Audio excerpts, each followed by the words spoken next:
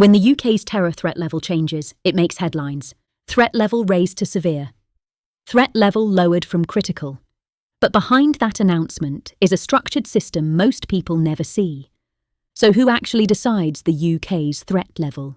Is it the Prime Minister, the Home Secretary, MI5, or someone else entirely? The answer is more precise and more institutional than most assume. The UK's national terrorism threat level is set by the Joint Terrorism Analysis Centre, known as JTAC. JTAC is not a political office, it is not a ministerial committee, and it does not conduct arrests or field operations. It is an intelligence assessment body. JTAC was established in 2003 to centralise threat analysis after growing concerns that intelligence assessments needed to be fused across agencies. It is based within MI5, the UK's domestic security service, but crucially, it is not controlled by MI5 alone. JTAC is a multi-agency unit. Its analysts come from across the intelligence and security community. MI5, MI6, GCHQ, Defence Intelligence, Counter-Terrorism Policing, and other relevant government departments. Their role is not operational. Their role is analytical. They assess intelligence constantly. To understand how a threat level is decided, we need to understand how intelligence flows into JTAC.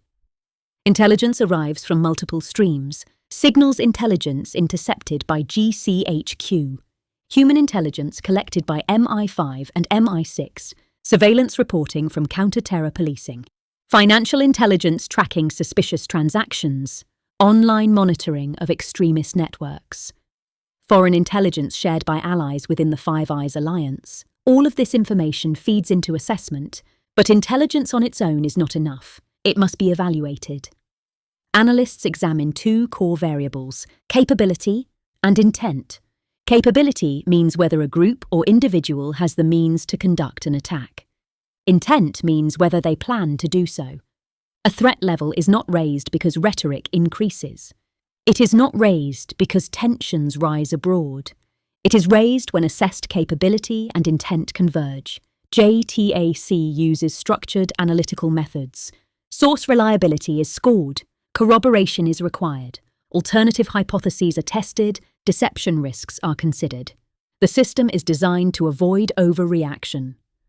Once analysts assess the overall national threat picture, JTAC determines the threat level. There are 5 levels: low, moderate, substantial, severe. Critical. Each level has a defined meaning. For example, severe means an attack is highly likely. Critical means an attack is expected imminently. But here is the key point. The decision is intelligence-led, not politically directed. Ministers are informed. They are briefed immediately, but they do not set the level. The Prime Minister does not personally decide. The Home Secretary does not override analysis. The integrity of the system depends on separating intelligence assessment from political pressure. However, ministers are responsible for the public announcement.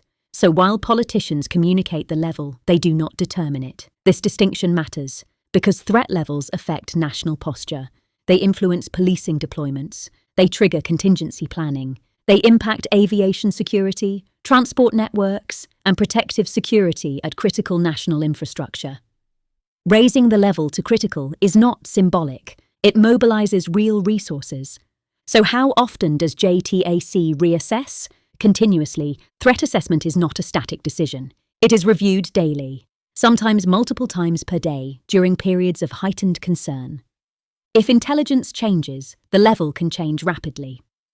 Lowering the level requires confidence that immediacy has reduced. Raising the level requires confidence that risk has escalated. The system is dynamic. There is also external oversight. While JTAC operates within the intelligence community, broader oversight exists through the Intelligence and Security Committee of Parliament and the Investigatory Powers Commissioner. These bodies do not set threat levels, but they oversee the wider intelligence framework. Now consider international coordination. The UK does not assess threats in isolation. If Allied intelligence services share credible reporting of a plot affecting UK interests, that information is integrated into JTAC's assessment. Five Eyes cooperation plays a critical role. But again, allied input informs analysis. It does not dictate the outcome. Another important distinction is between national threat level and local threat posture. The UK sets a national terrorism threat level, but protective security adjustments can occur locally based on specific intelligence. For example, even if the national level remains severe, specific cities or sectors may see heightened measures due to targeted intelligence. The public sees a single level. Behind it sits a layered risk assessment environment.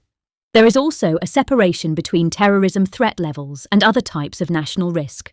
Cyber threats, state espionage, and hostile state activity are assessed through different frameworks. The terrorism threat level focuses specifically on terrorism. That clarity prevents confusion between different types of national security risk.